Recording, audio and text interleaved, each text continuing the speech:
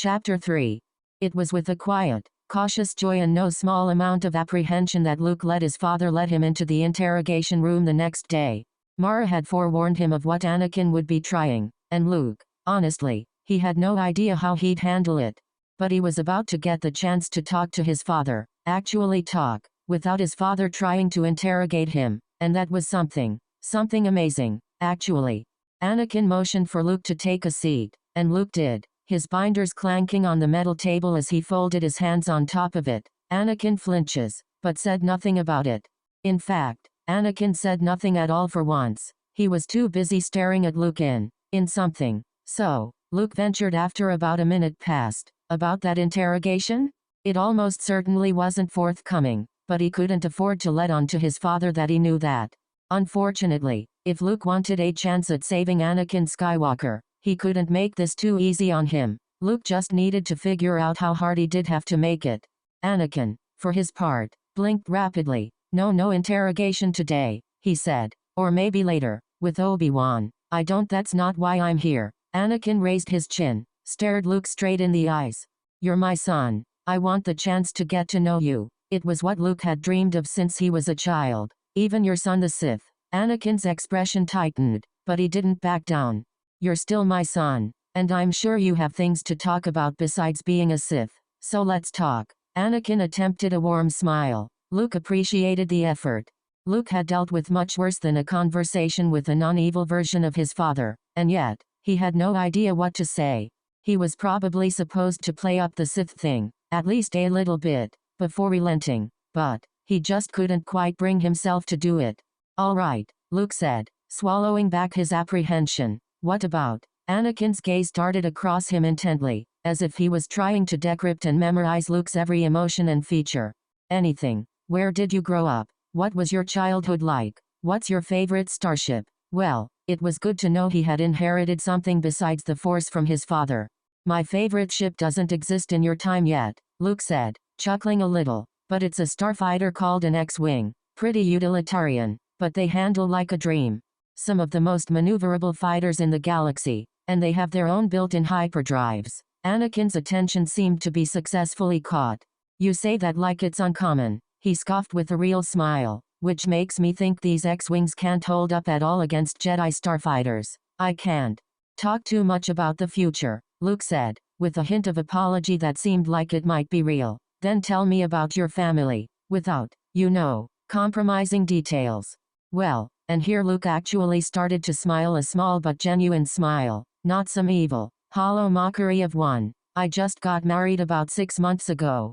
Anakin couldn't stop himself from sputtering. Jedi dignity be damned. You have a wife? What? Is it hard to believe? Luke asked, looking both amused and confused. Yes, Jedi don't get married. A pause. Well, that explains some things. How in the galaxy did you not know that? Luke grimaced. Downfall of the Order and all, I suppose. There's not a lot of records.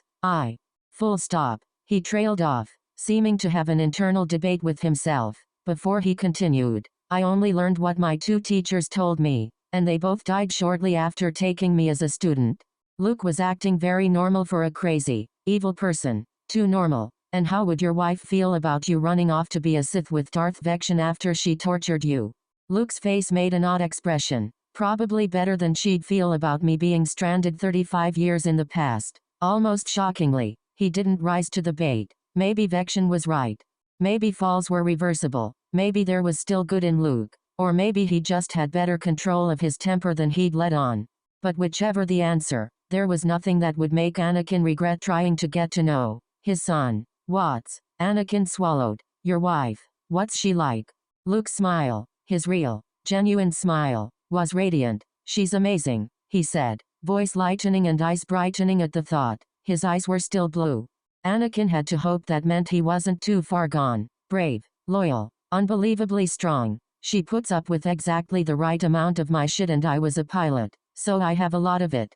She's guarded, but she's so much more caring than she lets on, and it's beautiful to see. She's beautiful, and when she really laughs, it's the best sound in the universe. She sounds amazing, Anakin replied, letting his own smile break through. Luke's joy was catching. I guess you can't tell me her name. But can you tell how you met? Luke shifted in his seat. No. Well, it had been a long shot. But I can tell you about the time I accidentally offended a planetary ambassador and she had to fake a bank heist at the bank next door in order to distract them enough to forget about it. Anakin raised an eyebrow. How does one fake a bank heist? Luke looked sheepish. Were Sith allowed to look sheepish? She didn't steal anything, but she did actually break into the bank, wearing a mask, and command me to tell me to heroically scare her off to impress our hosts. Anakin laughed almost despite himself, because that sounded like an entertainingly giant mess. Yeah, Luke laughed. It was a little, whimsical for her. She likes to pretend to be above it all, but then something like that happens, and, well, I know the truth. Well, next time I offend a dignitary, I'll try asking my Padawan to rob a bank. There was a tightness in Anakin's chest and throat. That wasn't uncommon, it never had been, and the war had only made it worse. But this time he wasn't so sure it meant the same thing. This time, it felt like hope. A son, Padme whispered. We have a son. I know, Anakin whispered back. Padme whirled on him, voice rapt. What's he like? Well, I told you about the whole Sith thing. So, there were some threats. Vivid ones. Talking with the other captives about his desire to murder Jedi. So, I know, Anakin, not that part. I don't need to hear any more of that for now. You said you talked to him normally this morning, had an actual conversation with him, not an interrogation. Tell me what he said there. And tell me what he looks like, since the Jedi Council would probably kill you if you tried to sneak out a holo. Yeah, Anakin sighed, but internally he was debating the logistics of that proposition. But when he talked about Luke, about the good moments with Luke, his face started to brighten more and more with every word he said. He looks like me, Anakin said. Blonde hair, blue eyes, but the shape of them is yours, and the shape of his nose, and the texture of his hair. A chuckle. His height is yours too, unfortunately. Full stop. Anakin Skywalker, are you calling me short? Padme tried to conceal her grin. Never, my queen, Anakin answered, miming a bow as well as he could while curled up against his wife on the couch of her apartment, him sitting traditionally, if leaning into her to the side, while Padme's back rested against the high arm of the couch and her legs rested over his thighs. Her head was tucked into his shoulder. The mock bow, as such, brought Anakin's face almost to his wife's knees. And what else? Padme demanded. What else is he like? What did he tell you about himself? Well, he's 35, so that's weird. Obi-Wan's age, Padme murmured. Older than both of us. Yeah, so there's that. And you know what's even weirder? He has a wife. Padme froze. He does. Yeah, didn't even know why I'm surprised. Apparently when the Jedi all died, no one remembered that part of the code, and whoever the two people that taught him were, they never bothered to tell him. Is he happy? Did he say whether he was happy? Anakin's smile softened. He did. He practically glowed, talking about her, even with everything that happened to him. Wouldn't tell me her name or anything, but he loves her. And she sounds great. He had a couple hilarious stories about how she dealt with diplomats. Padme let out a long, deep breath. I'm glad, she said, smiling. I'm glad there is some brightness in this. I'm glad our son knows love, and doesn't have to deny his heart. Like Anakin had to, every single day, every moment that wasn't him and his wife alone in her apartment. Me too, he murmured, and pulled Padme in closer. So, Vection, was it? Mara's only response was to raise an eyebrow. Her hands were cuffed on her lap, but they hadn't restrained her ankles. And so her chair was balanced on only its rear legs as she leaned back and rested her feet on the top of the interrogation room table. It was a precarious pose designed to look as effortless as it did infuriating. Are you going to answer the question? Obi-Wan Kenobi asked. I'm sorry, she drawled, face curled into an expression of utter disdain. I was under the impression you knew from when you held me prisoner on your pathetic little ship. Not so pathetic that you could escape it, contrary to your earlier claims. Mara scoffed. If I had wanted to break out, I would have. And I would have bathed your ship in the blood of you, your apprentice, his apprentice, and every single one of your men. So you have said several times. My dear, I'm beginning to think you can't live up to your boasts. Mara's lip curled. That had been awfully familiar of him. She used her relatively mild displeasure and fed it into her performance, multiplied several times over. Or maybe I didn't massacre everyone because I didn't want to, yet, and why ever would you want to wait? Mara lunged forward, snapping upright, legs off the table, and ended up sitting normally but leaning across the table toward him, a feral grin on her face. Well, you did take me to the heart of the Jedi Temple. Obi-Wan's spine straightened even beyond his picture-perfect posture. You'll do no harm here, not from inside those binders. Slowly, Mara leaned back in her chair and kicked her feet up once again. If you say so, she said, smirk as sharp as any of the knives they'd confiscated upon her arrest. But we Sith are about ambition, yes? I would be a pretty wretched Sith if I was content to just sit in your quaint little cell. I thought the Sith were supposed to be wretched. Mara shrugged artfully. There's wretched ambitions and then there's non-existent ambitions. The Sith only aspire to the morally deplorable kind. Obi-Wan's eyebrow raised. All right, I'll bite. What's your ambition? Regale me. Well, step number 1 is to monologue about all of my evil plans so that you'll be able to stop me more easily. Mara tilted her chin up to look down her nose at Obi-Wan. Obviously. Forgive me my presumption. Then, Obi-Wan said through a wry and dark smile. You just seemed so eager to talk about them. I suppose I've changed my mind. Then, I don't want to talk about my own plans. No, I want to hear about you. For the first time in the interrogation, Obi-Wan's face showed a hint of what Mara was pretty sure was non-choreographed emotion. Oh, Mara slowly baited her trap. Yes, I'm terribly curious. I've heard of you, of course, but only what Darth Sidious and Darth Vader had to say about you. Their descriptions were unflattering. I suppose I want to see how accurate they were. She was genuinely curious. Actually, this was the man that had started her husband on his path, one of the last of the Old Jedi Order. Already he was conducting himself much better than many had when faced with her genuine attempts to intimidate them, but she wasn't done testing his mettle any more than she was done with her cover. Obi-Wan, however, zeroed in on what she hadn't said. I take that to mean I survived the fall of the Jedi, then, just as she'd hoped. All I can say, she said, baring her teeth, is that the entire galaxy rejoiced at the news of your death.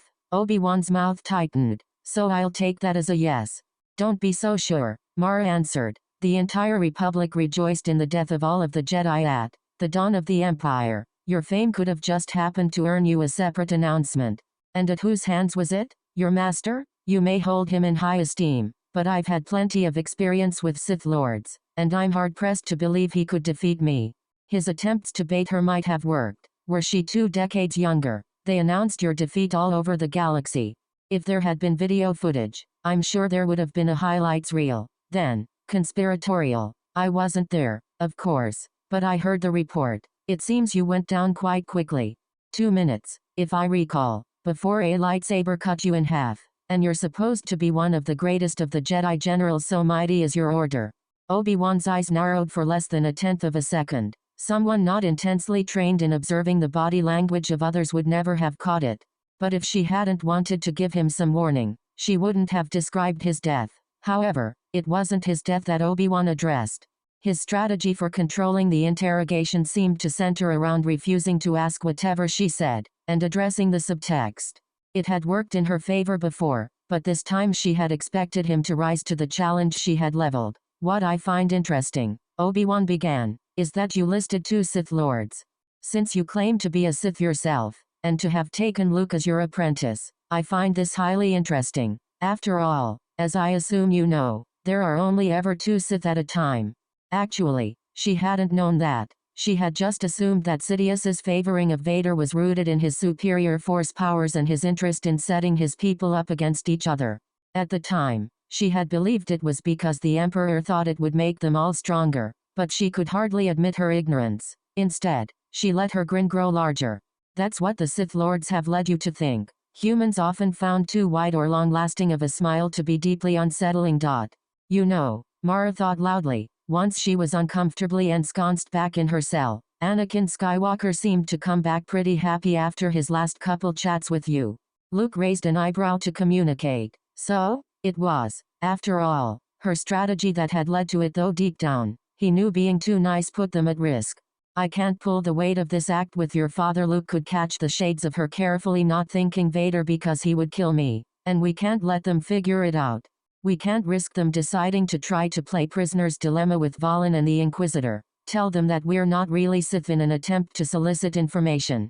We'd lose all chance of getting the children's location. Luke's frown wasn't exactly his own decision, but it got the point across well enough. It wasn't that he didn't agree with Mara, but this was his father, not to mention Ben, his first mentor. Be careful, though, Mara said. You were digging in too hard earlier, from what I saw. You're doing a good job coming up with the lines, but doing it too much is letting your distaste for what you're saying peek through. It ends up sounding hollow. So pull back a bit before they notice. Luke supposed she would know what actual, non-hollow Sith threats sounded like. She had, after all, interacted with Vader and the Emperor far more than Luke had. I can give more detailed advice. But most of it is going to boil down to saying moderation and then telling you how to do a better Darth Vader impression. Luke sighed internally, and maybe a bit externally. Pretending to be a Sith and impersonating his future evil father wasn't exactly easy, but Mara was right. That would have to still be a thing. You're assuming we even can go back, Valen scoffed. We can and we will, the Inquisitor shouted, gesticulating madly. We have a galaxy to reclaim, and the Force will return us to where we can do so. Mara rolled her eyes theatrically. Like the Force stopped the Empire from falling in the first place? I believe we can go back, and we can wreak havoc on the New Republic, but we can't count on everything just happening for us. Why not? The Inquisitor asked, bringing the full weight of his yellow gaze onto her. That's how we came to be in the past. Number one rule of bounty hunting, Valen retorted. Assume all coincidences will work against you. If you want something to go right, you need to work for it. That's what Mara is saying. Luke broke in. We need to work for it. We need a plan, Mara said. A plan for how to get back, and a plan for what to do when we get there, including, perhaps, the first location they would go to. Yeah, Valen said, because we can do so much from inside these cells. I was the Emperor's personal assassin. Do you really think I can't break out of this cell eventually? Valen shot her a pointed glare, a reminder that their conversations were being recorded. They hadn't been told, of course, but they'd figured it out a few hours into the interrogations. The Jedi could sometimes be too self-righteous to be subtle, and Mara had plenty of experience manipulating people through their own self-righteousness. The disclosure had only confirmed their assumptions, but it had been valuable confirmation nonetheless. The Inquisitor had even less idea of how to be subtle than the worst of the Jedi. So break us all out already, he roared. We have Jedi to slaughter and a future to get back to. Mara coaxed a malicious grin across her face. And we have more Jedi to slaughter once we get there. She'd been bringing it up for days, trying to get anything about the location of the Force-sensitive children the Inquisitor and Valen had kidnapped, all without success. Their blood will run in the streets, the Inquisitor hissed. Isn't that right, Skywalker? Mara's gaze shot to Luke, grin still on her face. His acting abilities were better than many would expect, far better than she'd expected, when they'd first met, but threats to his students were always a weakness. Thankfully his protective fury had not yet broken through, at least, not where anyone could see. Remember, Inquisitor, Luke said, tone even in what the Inquisitor probably perceived as a mockery of Jedi serenity, but was in fact him drawing on it. My kill count far outstrips yours. Don't count me out just because none of them were done using the dark side. The only difference is who I look forward to killing. Valen's eyes narrowed. The Force is so interesting, isn't it? She asked. Take up the dark side, and suddenly it's opposite day when it comes to all of your allegiances. How convenient, that you don't simply want to torture Imperials to brutal deaths. Mara didn't twitch, because she was better than that, but inside, no part of her wanted to leave Luke to handle this one. Luke simply laughed, dark and quiet. It's not convenient. You know what the point of the torture was. All my loyalty is to Mara now, not the Empire? The Inquisitor asked, tone burning. No, how dare you, the Inquisitor started. My absolute loyalty is to Mara, but Mara's loyalty is to the Empire. So you have me for as long as you have her, which will be forever. Mara cut in. I don't forget my roots, nor my loyalty. The Inquisitor looked mutinous. You told us Skywalker would be converted. I told you I would make him loyal to me. That is why I alone tortured him. That is why you had no involvement in breaking down and restructuring his mind. She let her smile widen with the genuine pleasure of talking back to the Inquisitor. Well, that and the fact that you couldn't have done it. The Inquisitor growled at her, lunged forward, and stopped just short of being electrocuted by the force field a millimeter to the inside of his cell bars. Don't deny it. You needed my assistance with him, and you'll need my assistance breaking the children. Actually, Valen drawled, 30 more Force sensitives loyal to you, and only you kinda sounds like the last thing we need. There is more than one way to break someone, and more than one way to rebuild them, Mara responded. Of course the children will be made loyal to the Empire. Luke was a special circumstance. She turned to stare at him through the bars and the forcey fields between their cells, gaze possessive and predatory. He was my revenge, weren't you, dear? Yes, my master, Luke said, posture subservient and tone seemingly the picture of contentment, which she knew, intellectually, was because Luke thought that part of the act was awkward at worst. He genuinely wasn't disturbed by it, unlike so much of what he had been saying, but still, Mara's stomach churned. And you deserved it, didn't you? For killing the Emperor, you deserved every single thing I did to you and more. You deserved to be forced to serve the Empire you tried to destroy, and you deserve to be forced to like it. I deserve 1,000 years of torture for what I did to hurt you, Luke said, voice fervent and mouth smiling. I will always love you for showing me the truth, for making me yours. Instinctively Mara reached out to touch his mind, to bolster him, to be with him through all of the awful things she was saying. But the Force binders were tight and cold on her wrists. She turned to the Inquisitor. Skywalker's destruction was my personal revenge, but also the Emperor's legacy. The children you've captured will be the Emperor's legacy alone. A pleased smirk crossed Valen's face. Good. But about the location of the children? Valen said nothing.